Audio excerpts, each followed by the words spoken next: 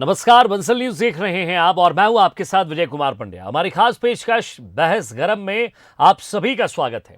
और आज जिस मुद्दे पर बहस गरम है वो है राहुल की तपस्या। उज्जैन में भारत जोड़ो यात्रा के दौरान राहुल महाकाल के दरबार पहुंचे।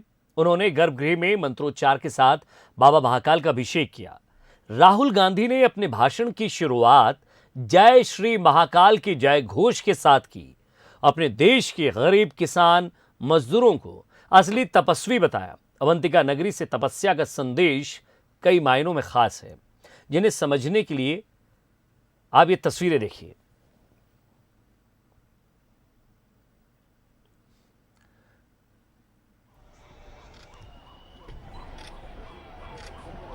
और ये तस्वीर उस समय की जब राहुल गांधी महाकाल मंदिर पहुंचते हैं।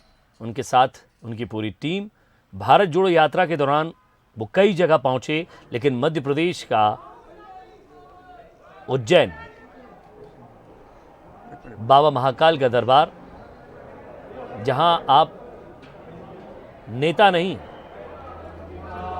और ना ही आप कोई बहुत बड़े घराने के होते हैं, बाबा महाकाल के दर में सभी भक्त और याचक की भूमिका में खड़े रहते हैं। और ये उस समय की तस्वीर है जब वैदिक मंत्रोच्चार के साथ बाबा महाकाल के दर पर राहुल गांधी ने पूजा अर्चना की। ये तस्वीरें बताती है कि राहुल गांधी अपनी यात्रा के दौरान क्या अनुभव कर रहे हैं। अब जरा वो जब यहां पहुंचे, भगवान की पूजा की और क्यों कहते हैं कि महाकाल आने के बाद आप शांति का अनुभव करते हैं। महाकाल के दर्शन के बाद मन में तमाम उथल पुथल ठहर जाती है, एक ठहराव होता है। ऐसा महसूस करते हैं आप कि जहां तमाम लहरों के बीच से आपको किसी ने कोई किनारा दे दिया हो। और यही दर्शन के बाद ये देखिए, आप नंदी के दर्शन करते हैं, उनके कान में मनोकामना का पंडित जी बताते हैं। और ये दंडवत प्रणाम, यानी कि हे प्रभु, आपके दरबार पर मैं नतमस्तक हूं, दंडवत हूं। और यहीं से जब वो पहुंचते हैं भाषण देने के लिए, या ये कहें कि वहां पहुंचे लोगों को अपनी बात बताने के लिए, तो पंडित जी की बात, इतने सालों में लोगों से जो मिले वो अनुभव, और इस यात्रा के दौरान जो अनुभव किया, उस अनुभव को एक तपस्या के रूप में वो कैसे बताते हैं, जरा वो भी आपको सुनाते हैं। जय महाकाल, जय महाकाल, जय महाकाल। हम आपके इस पवित्र शहर में आए, हम सब ने दर्शन लिए और बहुत अच्छा लगा। कोविड के समय में जो मजदूर बेंगलोर से, मुंबई से, पंजाब से,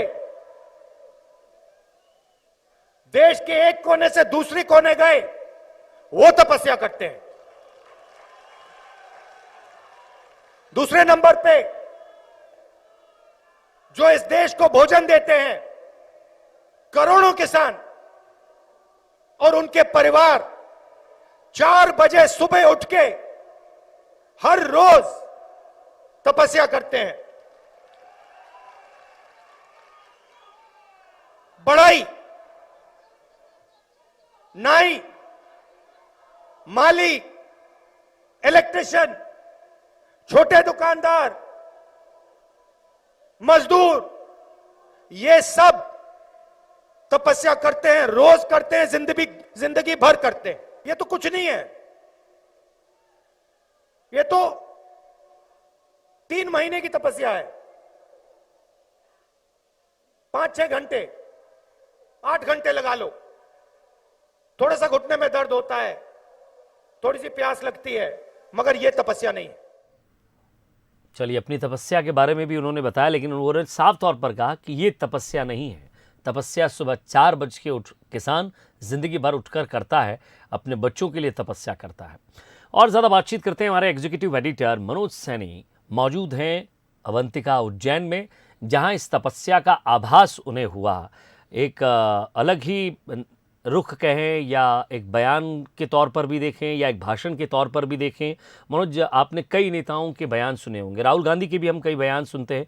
मैं कोई बटर वर्ड में उनकी तारीफ नहीं कर रहा हूं, लेकिन यहाँ पहुंचकर जिस सुखद अनुभव को उन्होंने अंदर फील किया, वो शायद उन्होंने एक्सप्रेस करने की कोशिश की है, और इसीलिए उज्जैन विदेशों से भी लोग खींचे चले आते हैं। बिल्कुल बिल्कुल विजय, आप ठीक कह रहे हैं। और मैं जहां खड़ा हूं वो शिप्रा का पावन तट है, जिस अवंतिकापुरी में शिप्रा कहते हैं मोक्षदायिनी है। और बात तब की करें जब की करें, सब इस शिप्रा के तट पर होता रहा। बाबा महाकाल की नगरी, महाकाल के दरबार में जो आता है वो तब की बात भी करेगा, जब की बात भी करेगा, और फिर तब को जीवन से भी जोड़ेगा। राहुल गांधी जब इस धरती पर पहुंचे तो शायद उन्होंने यही आभास किया होगा, यही फील किया होगा। लेकिन अकेले राहुल गांधी नहीं, आप याद कीजिएगा कुछ दिन पहले प्रधानमंत्री नरेंद्र मोदी भी इस धरती पर पहुंचे थे। वो पहले केदारनाथ भी गए, बाबा महाकाल की नगरी में भी आए, महाकाल लोक का लोकार्पण भी किया और महाकाल की शरण में पहुंचे तो दोनों ही नेता राहुल गांधी और प्रधानमंत्री नरेंद्र मोदी शरणम हो गए, यानी उनकी शरण में थे। लेकिन क्या शरण में जाने के बाद जिस तरह राहुल गांधी आज जिस तपस्या की बात कर रहा है, जिन लोगों की बात कर रहे हैं, वो क्या तपस्या है? यही आज का मुद्दा है जिसका आप भी जिक्र कर रहे थे। और इसीलिए अब इस मुद्दे पर बहस गर्म है। पर बहस गर्म है तो फिर बात तपस्या की होगी। पर वो तपस्वी भी मेरे साथ है, वो संत महात्मा भी मेरे साथ है। आप देखिए शैलेशानंद महाराज जी है साथ में, साथ ही मैं देख रहा हूं कि अवधेशपुरी महाराज जी हैं और राजेश त्रिवेदी जी साथ में रहेंगे। लेकिन दूसरी तरफ ज्ञानदास जी महाराज है जो खुद भी एक तपस्या कर रहे हैं शिप्रा की शुद्धिकरण के लेकर, उस पर तो मैं बात नहीं करूंगा। लेकिन साथ में सेवादास जी महाराज भी है, वो भी तपस्या कर रहे हैं। ये सब वो तपस्वी है। पर क्या जिस तरह से राहुल गांधी ने तपस्या की बात कही या तपस्वियों की बात कही, वो किसान जो अनाज उगाता है, वो मजदूर जो मेहनत कर मजदूरी कर अपने परिवार को पालता है और दिन भर, क्या वो तपस्वी है? तो तमाम संत महात्मा है। शैलेशानंद जी से सबसे पहले मैं समझना चाहूँगा, तप एक बहुत बड़ा नाम है, तप कहीं भी किया जा सकता है। तप मैं अपने जीवन के लिए कर सकता हूँ, आप लोग भी तपस्वी है। हिमालय की गोद में बैठकर भी तपस्या की जाती है, केदारनाथ में भी तपस्या की जाती है। लेकिन राहुल गांधी जब यहाँ पहुँचे, हालांकि आप संत महात्मा है, राजनीति की बात आपसे नहीं करूँगा, लेकिन बात तपस्या से राजनीति की जुड़ गई, आप क्या कहेंगे? जी बिल्कुल, तपस्वी होना महायोगी होना है, और महायोग में गृहस्थी महायोग है। भगवान शिव ने द्वादश ज्योतिर्लिंग और जितने महाकाल वन का संचरण करा वो तपस्या के साथ करा और कैलाश में जाकर के विराजित हुए। तो तपस्या का अंतिम सोपान मोक्ष होता है, मुक्ति होता है। मुक्ति और मोक्ष के मध्य का जो मार्ग होता है वो घोरतम तपस्चरण होता है। तो राहुल गांधी अभी तपस्या के प्रारंभिक चरण में है और उनकी इस तपस्या का परिणाम निश्चय ही देखिए हुए एक तरह से देशाटन कर रहे हैं। पर्यटन और देशाटन का मौलिक जो अंतर है वो हमारे राजनेता समझ ही नहीं पा रहे हैं, चाहे वो इस पक्ष के हो यानी सत्ता पक्ष के हो, चाहे विपक्ष के हो। इन्हें यह नहीं मालूम है कि देशाटन आध्यात्मिक भंजन की दृष्टि से होता है और वहीं पर्यटन जो होता है मनोरंजन की दृष्टि से होता है। इन्होंने धर्म और मनोरंजन को दोनों को सायुज्य में लेते हुए ये स्पष्ट किया है कि ये नए युग की एक नई शुरुआत है कि मंदिरों से आय को उपार्जित करें, उद्योगों के ऊपर ध्यान न दें। इस नगर के अंदर प्रधानमंत्री आए चाहे राहुल जी आए, बात यहाँ के विकास की क्या हुई यह मैं जानना चाहूँगा जी। दूसरी चीज, न प्रधानमंत्री जी शिप्रा के तट पर आकर के शिप्रा का जल उन्होंने ग्रहण करा, आचमन करा, नहीं राहुल जी ने यहाँ करके जल का आचमन करा। तो ये स्पष्ट है कि उनका उद्देश्य थोड़ा सा उनके सलाह के कारण कहीं ना कहीं अलग हो रहा है, किंतु उनकी सहजता के ऊपर हमें कोई संदेह नहीं। इस जिस प्रकार के राहुल जी को हमने सहज रूप में देखा है वो स्पष्ट करता है कि वे एक प्रारंभिक योगी अवश्य है। प्रारंभिक योगी, चलिए योगी कौन है महाराज जी? क्या राहुल गांधी को योगी मान लिया जाए या मोदी जी को योगी मान लिया जाए? खैर अब संतों के मुंह से जो निकले वो सब ठीक है, नहीं तो योगश्चित्त वृत्ति निरोधः, योग की जो डेफिनेशन है, परिभाषा वो ये है। तो जहाँ हम चित्त वृत्तियों का निरोध करते हैं और योग में हम दो को जोड़ते हैं, आत्मा और परमात्मा का जहाँ मिलन है उसे योग कहते हैं। और इस मिलन की जो यात्रा है वो साधना है और वही तपस्या भी है। कल का राहुल जी का जो भाषण था वो पूरा का पूरा तपस्या पर डिपेंड था, निर्भर था। मुझे अच्छा लगा अच्छा ये लगा कि मुझे शायद जीवन में पहली बार ये लगा कि आज राहुल जी बिल्कुल मौलिक बोल रहे हैं और उनका जो सेल्फ कॉन्फिडेंस लेवल है वो थोड़ा बढ़ा हुआ दिख रहा था और थोड़ी मैच्योरिटी नज़र आ रही थी। ये मैं उनकी प्रशंसा में कहूँगा जी। लेकिन अब इससे हटकर के थोड़ा सा कहा जाए तो एक सीधा सा जो एंगल है वो ये कहता है कि वास्तव में कोई भी व्यक्ति जो कर रहा है वो उसकी अपनी बेचारे की साधना ही है, तपस्या ही है। एक दृष्टि से सामान्य दृष्टि है, लेकिन ये जब हम शास्त्रों की बात करेंगे जी। तो हम जानते हैं कि तप आधार सब सृष्टि भवानी, गोस्वामी तुलसीदास जी ने रामचरितमानस में कहा, तप बल रचय प्रपंच विधाता। इस सृष्टि का जो सृजन हुआ है वो तप के द्वारा हुआ है, पालन तप के द्वारा हो रहा है। भगवान शिव संहार करते हैं तप के द्वारा करते हैं। तप का बहुत बड़ा स्थान है। लेकिन तपस्वी आप किसे कहते हैं? जब आपके मुंह से तपस्वी शब्द का उच्चारण होता है तो आपके सामने एक छवि आती है और वो आती है एक संत की, जी, जी, एक ऋषि की, एक मुनि की, जी। न कि एक रिक्शे वाले की, न कि एक किसान की, न कि एक विद्यार्थी की, न कि एक उद्योगपति की, उद्यमी की नहीं आती ना आपके सामने। तो मेरा कहने का तात्पर्य है कि अगर मुझे नहीं लगता कि राहुल जी ने पूरे अपने उद्बोधन में एक बार भी किसी संत का, ऋषि मुनि का नाम लिया हो। अच्छा है, मैं उनको वो नेगलेक्ट नहीं करता, उनकी भावना अच्छी थी, इसमें कोई संदेह नहीं। लेकिन जब हम सैद्धांतिक दृष्टि से प्रिंसिपली जब हम कहेंगे तो हम कहेंगे कि तप शब्द का उपयोग जो है वहाँ होता है जहाँ कोई व्यक्ति अध्यात्म में, धर्म में अपने आप को आगे बढ़ा रहा हो, और वो भी निस्वार्थ भाव से, परमार्थिक दृष्टि से। जो अपने स्वार्थ में काम कर रहा हो तो फिर वहाँ वो उसको हम तप नहीं कहते, वो उसका परिश्रम है, वो उसकी मेहनत है और उसका महत्व है, उसकी प्रशंसा की जानी चाहिए। लेकिन उसको हम तप नहीं कहेंगे। जैसे प्रेम है, प्रेम एक शब्द है, लेकिन उस शब्द का उपयोग जब आप अपनी पत्नी के प्रति करोगे तो उसका अलग अर्थ होगा, और उसी का प्रेम का और उसी का उपयोग जब आप किसी संत के प्रति करोगे, भगवान के प्रति करोगे, तो वो फिर श्रद्धा बन जाएगी। सुंदर आपने बात कही, बिल्कुल यही आज देखिए तपस्या पर बात इसीलिए चल रही कि तपस्या है क्या। क्या राहुल गांधी जिस तपस्या की बात कर रहे हैं वो तपस्या है? जब तपस्या का हम नाम लेते हैं तो ठीक कह रहे हैं महाराज जी, एकदम संत महात्मा, वो अलग अलग हिमाचल में बैठे हुए संतों की याद आ जाएगी, या फिर ऐसा लगेगा क्या वो तपस्वी है। लेकिन उनकी परिभाषा अलग है। मेरे साथ महाराज जी भी जुड़े हैं, ज्ञानदास जी महाराज। आप खुद एक तपस्या कर रहे हैं, मैं उस तपस्या पे आपसे बहुत चर्चा कर चुका हूं, लेकिन ये तपस्या है राजनीति की तपस्या, ये है वर्तमान की तपस्या, एक वो तपस्या जिसकी हम बात करते हैं। राहुल गांधी की तपस्या को कैसा देखते? हमारे भारत देश में जितने भी राजनेता हैं वो अपने अपने हिसाब से अपना अपना जीवन जनता के सामने पेश करते हैं, लेकिन जहां हम यहाँ खड़े हैं माँ शिप्रा के तट पर, अभी तक हमने नहीं देखा, नहीं सुना कि कोई बड़ा जो केंद्रीय नेता या प्रधानमंत्री जी माँ शिप्रा के तट पर आया हो, इसमें डुबकी लगाई हो है। तो व्यक्ति देश विदेश से यहाँ पर आता है, ठीक है, और वो आकर के माँ शिप्रा से हमारी उज्जैन की पहचान है। कायाक्रम लगाए कर तीर्थ धोवे आए और तीर्थ माही कीजिए सो कैसे कर जाए। इस अमृत से वंचित होकर के व्यक्ति चला जाए, कोई भी व्यक्ति हो, तो फिर उसका आना व्यर्थ है इस उज्जैनी में। और तपस्या वाली बात है तो तप जो होता है परहित के लिए जो कार्य किया जाता है वही तप होता है। परहित सरस धर्म नहीं भाई, परहित सरस धर्म नहीं भाई, पर पीड़ा सम नहीं अदमाई। हमारी माँ शिप्रा की जो व्यथा है ये किसी को नजर नहीं आ रही है, किसी को दिख नहीं रही है। हाँ, पिछले कई वर्षों से देख रहे हैं कि शिप्रा जी जितनी मेली है, शायद मुझे लगता है कि इससे तो अच्छा गांव के नालियां अच्छी है। चलिए, ये भी एक मुद्दा है। शिप्रा के तट पर बात तपस्या की चल पड़ी है तो फिर बहुत सारे मुद्दे निकलेंगे। पंडित राजेश त्रिवेदी भी मेरे साथ है। राजेश जी, शिप्रा के तट पर आप तो लगातार मैं देखता हूं कि पूजा पाठ भी कराते हैं, करते भी हैं, पर राजनीतिक बात करूंगा तो राहुल गांधी भी तपस्वी अपने आप को बता रहे हैं, या उन्होंने कहा कि तपस्वी मैं अपने आप को भी नहीं मानता, मैं 2000 किलोमीटर पैदल चला, मैं कम हूं। पर वो लोग ज्यादा तपस्वी जो अनाज पैदा करते हैं, वो लोग ज्यादा तपस्वी है जो रोजगार के लिए मेहनत कर रहे हैं, अपने काम के लिए मेहनत करते हैं। आप क्या कहें? पहले तो सभी को जय श्री महाकाल। संतजनों से आपकी बात हुई, आत्मा और परमात्मा के मिलन निश्चित तौर पे तपस्या का एक सबसे सीधा साधन है।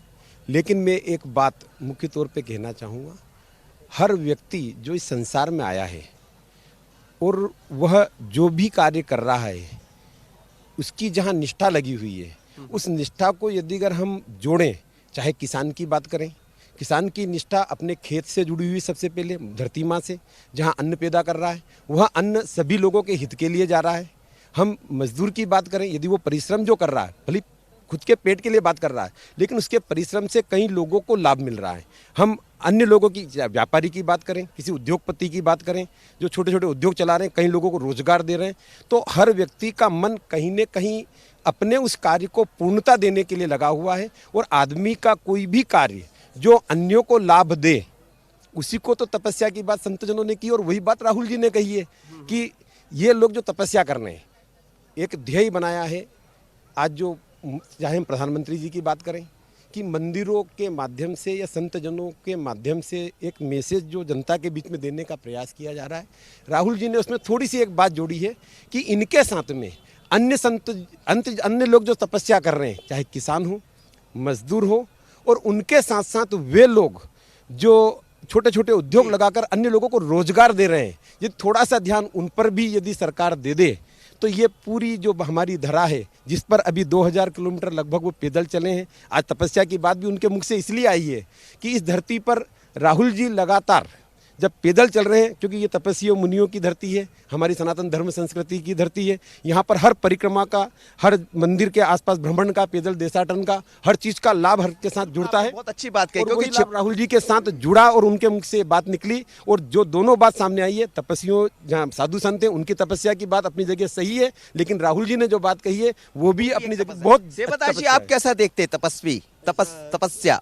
सत्ता पक्ष हो चाहे विपक्ष हो, ये दोनों लोग जो है धर्म का प्रयोग जो है कर रहे हैं, लेकिन जो धर्म की बुनियादी समस्याएं हैं, जिसे सब धार्मिक स्थलों पर गंदगी है, सिपरा में गंदगी है, उस पर ध्यान कोई नहीं दे रहा है। सब लोग सबसे बड़ा हिंदू बताने की कोशिश कर रहे हैं, हम अच्छे तुमसे बड़े हिंदू हैं, लेकिन जो निचले स्तर पर भ्रष्टाचार है अधिकारियों द्वारा, चाहे नगर निगम के द्वारा, सबसे बड़े दोषी कौन है? अगर जो सरकार चलाने वाले तो है ही हैं, जो बीच के अधिकारी हैं, चाहे नगर निगम के अधिकारी हैं, सबसे भ्रष्टाचारी यही हैं कि सिपरा के नाम पर घोटाला करके 30 बरस से लाखों करोड़ों रुपया, और सिपरा आज भी नहीं साफ हुई।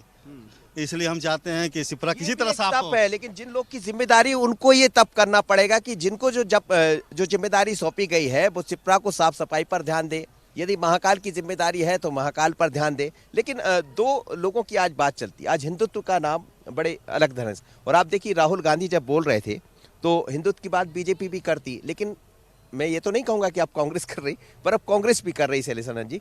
तो क्या ये माना जाए कि हिंदुत्व के सामने या हिंदुत्व को सामने रखकर दोनों पार्टियां आगे बढ़ चली, और ये लग रहा है कि हिंदुत्व से ही अब उद्धार हो जाएगा? देखिए, जिस प्रकार की प्रजा रहेगी वैसा राजा को होना ही पड़ेगा। एक संत कहीं पर जाता है तो वहाँ का वेद, वहाँ का वनस्पति, वहाँ की औषधि सबका अध्ययन करता है। हमारे भारत के साथ में विचित्र बात यह हुई कि विगत अनेक वर्षों के अंदर हिंदुत्व को या सनातन धर्म को कहीं न कहीं घर की मुर्गी मान लिया गया। उन्हें मान लिया गया ये तो हमारे हैं ही, परंतु तुष्टीकरण की नीति के चलते हुए हम बात करना चाह रहे थे। हमारा संदेश भी पहुँचाया था हमने राहुल जी तक, वो ये पहुँचाया था कि इस राष्ट्र के अंदर धर्म संपत्ति अधिनियम के ऊपर क्यों नहीं कोई राजनेता खुल करके बोल पाता है। यहाँ पर ऑडिट की बात होती है तो सिर्फ हिंदू मंदिरों का ऑडिट ही होता है, बाकी के धर्मों का ऑडिट क्यों नहीं होता है। तो हम समान धर्म की व्यवस्थाओं की जब बातें करते हैं तो ऐसे समय पर अब हिंदू संत बहुत प्रखरता के साथ सामने हैं, हिंदू जनता प्रखरता के साथ में सामने।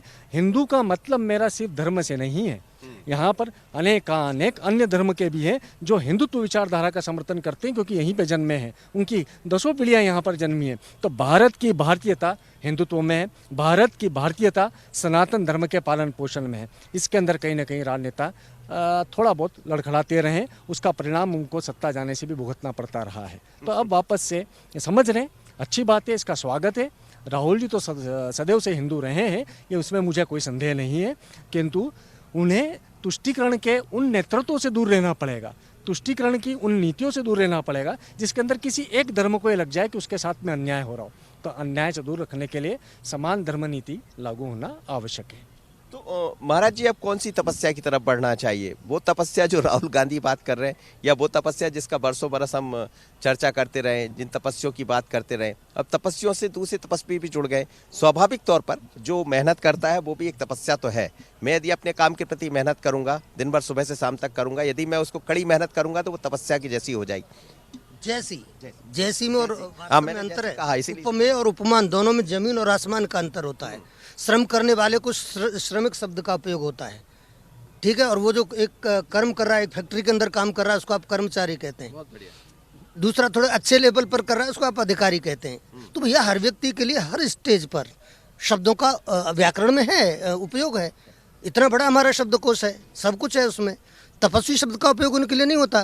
तपस्वी शब्द का उपयोग वही होता है जो साधना भगवान के लिए की जाती है, अध्यात्म के लिए की जाती है, धर्म के लिए की जाती है, परोपकार के लिए की जाती है। परोपकाराय सताम विभूतयः।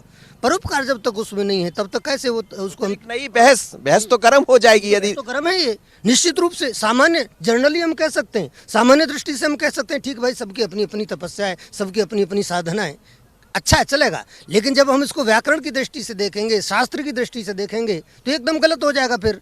क्योंकि तप और तपस्वी, मैंने आपको पहले भी कहा, अभी जब आप तपस्वी का उच्चारण करते हैं तो आपके सामने कौन सी छवि आती है? एक संत की आती है, एक ऋषि मुनि की आती है, ठीक है कि नहीं?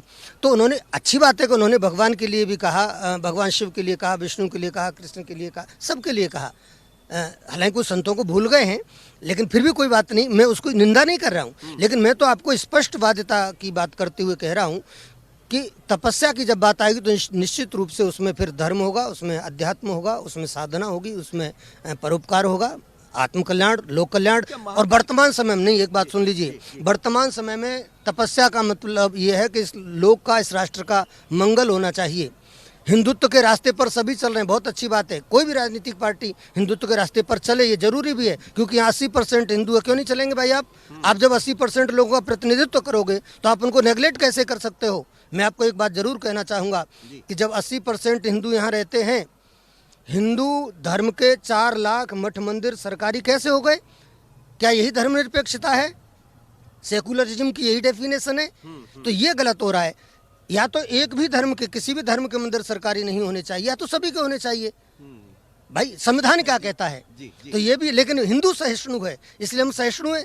हमारे धन का उपयोग, हमारे यहाँ एक गरीब आदमी बेचारा भगवान महाकाल के मत्था नहीं टेक सकता, वो महाकाल का स्पर्श नहीं कर सकता। जो महाकाल स्मशान में बैठता है, जो महाकाल भस्म रमाता है, जिस महाकाल की बारात में, जिस भगवान शिव की बारात में एक छोटे से बड़े तक जितने असगुन थे सब जाते हैं, गरीब अमीर जिसके हाथ हैं पैर हैं नहीं है वो भी जा रहा है। लेकिन हमारे यहाँ गरीब आदमी भगवान का स्पर्श नहीं कर पा रहा है। जी आपसे मैं समझना चाहूंगा, तपस्वी कौन? जैसा महाराज जी कह रहे हैं, वो कह रहे हैं कि तपस्वी शब्द बहुत अलग है। देखिए, इसके पूर्व 2 शब्द और बोलना चाहूँगा। धार्मिक असहिष्णुता और राजनीतिक असहिष्णुता, इन दोनों के मध्य के मार्ग के अंदर ये राजनीतिक तपस्या होती है। जी जी, ये राजनीतिक तपस्याएं जितनी भी हैं, इसमें कोई शक नहीं। देखिएगा, आप सुब्बा राव जी पैदल चले थे, महात्मा गांधी पैदल चले थे। महात्मा गांधी ने तो ये कहा था कि भारत को समझना है तो ट्रेन के अंदर चतुर्थ श्रेणी, तृतीय श्रेणी के अंदर आप घूमिए, देश को समझेंगे। वहीं पर सुनील दत्त जी भी चले थे सद्भावना यात्रा के अंदर, उन्होंने तो पूरे विश्व के अंदर घूमे। उसके पश्चात मध्य प्रदेश में अनेक पद यात्राएं हुई, नर्मदा परिक्रमाएं होती हैं। तो ये जितनी भी चीज़ें हैं, इसके अंदर तपस्या का परिणाम अपना राजनीतिक चेहरा चमकाना नहीं होना चाहिए। इसके अंदर लोगों के मन भाव को समझना है। मैंने पूर्व में बात आपने कह दी है, लोगों के मन भाव को समझने की जरूरत है। लेकिन क्या धर्म में, धर्म के नाम पर या धर्म के हिंदुत्व के नाम पर, या बाकी हम कहें कि सियासत एक अलग दिशा में भी जा रही है? क्योंकि बात तपस्वी की जब करते हैं विजय, तो फिर दूसरे तपस्वी याद आ जाते हैं। लेकिन तपस्वियों के साथ साथ अब दूसरी तपस्या के साथ साथ अब वो तपस्वी भी दिखाई दे रहे हैं जो अपने लिए मेहनत करते हैं। वो किसान हो सकता है, वो मजदूर हो सकता है। लेकिन क्या राहुल गांधी ने जो एक नई परिभाषा गढ़ दी है, उसको लेकर जो संत महात्मा की बातों को आपको सुन रहे हैं, क्या आपको लगता है कि आगे चलकर, मुझे लगता है कि बहस और गर्म होगी विजय?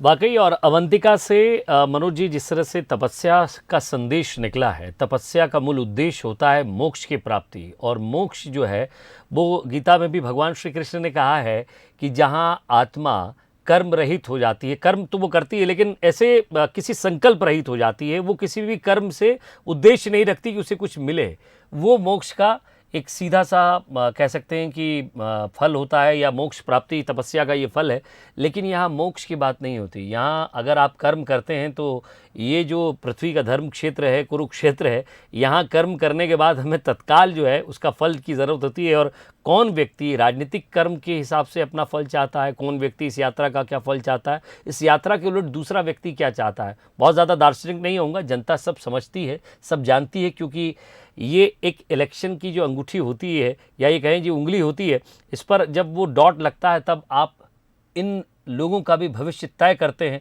जो आपका भविष्य तय करने आते हैं। बहुत बहुत शुक्रिया उन तमाम संतों का जो आपके साथ हमारे इस बहस गर्म के मुद्दे पर जुड़े। आपका भी बहुत बहुत शुक्रिया मनोज जी, नमस्कार।